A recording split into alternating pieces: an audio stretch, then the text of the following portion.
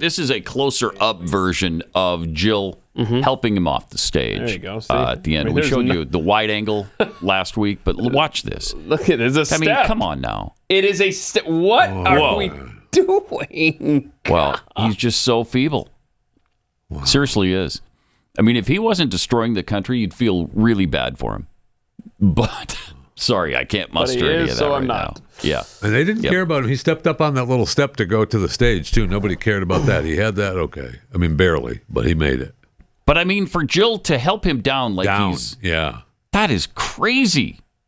Wow. Well, but he's fine. Don't worry about it. He is her little kid, because after that they went to that rally where she treated him like a. Oh yeah. You answered every question. Who's a good little boy? He had all the answers. Here's a doggy biscuit. Okay. Good job. Who did really well? You did. Then we got this image of Joe and Jill. Dr. Jill, please. Thank you. Okay, can we have some respect for this hideous woman? At the rally following the debate. This says it all. Oh, yeah, we did show that again. Yeah. We showed that before. This is, I mean, that's craziness. Yes. Hello? Yeah. She's just, come on now. If you care about this man, don't you really, I don't care how power hungry you are, wouldn't you want him to not be embarrassed on a regular basis? Let's say you don't care about the country. You don't give a rat's anus about the United States of America. Just for him, you'd want him not to be humiliated now, right? You'd want a better legacy for him than that. Certainly hope that. I mean, you leave now, and at least you can salvage something. You can lie about what the last 3.5, 4 years have been like.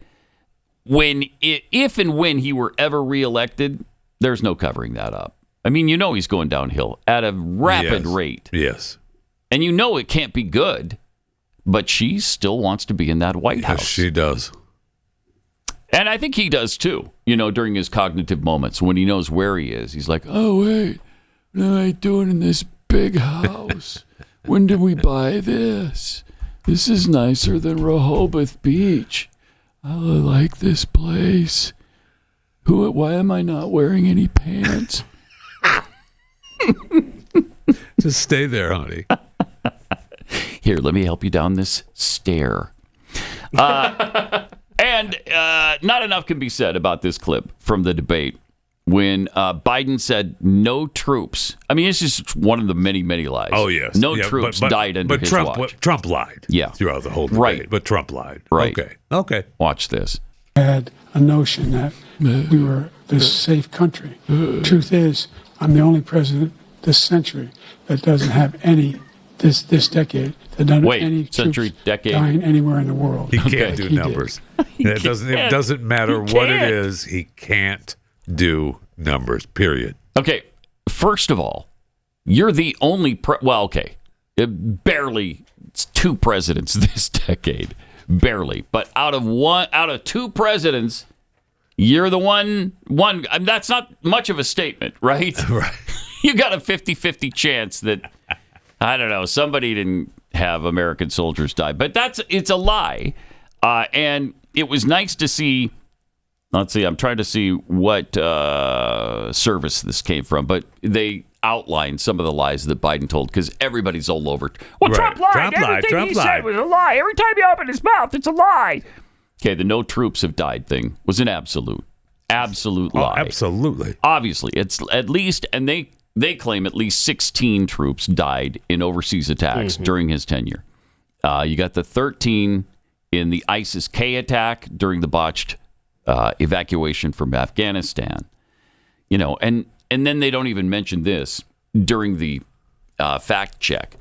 But even when those 13 came back home from Afghanistan in their flag-draped coffins, at the ceremony with the families, he stood there and checked his watch not once, not twice, three times. Separate times. That's how bored, unaffected, and indifferent he was about the whole thing.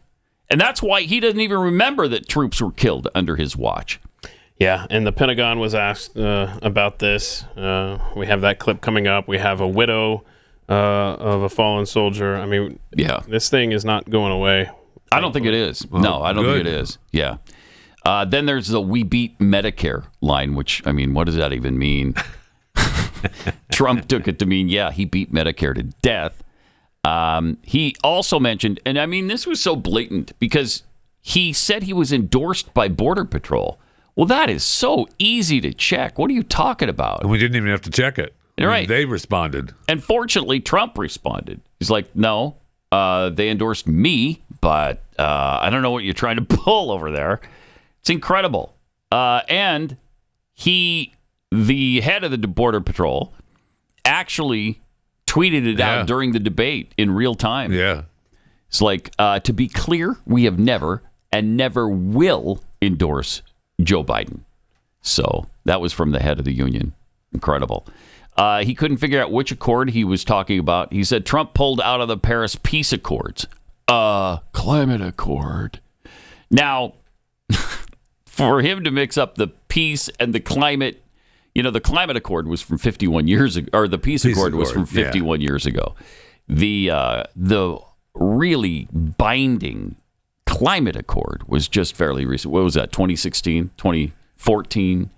It was under Obama. It was under Obama, yeah. And then Trump took us out of it, and then he put us back in it.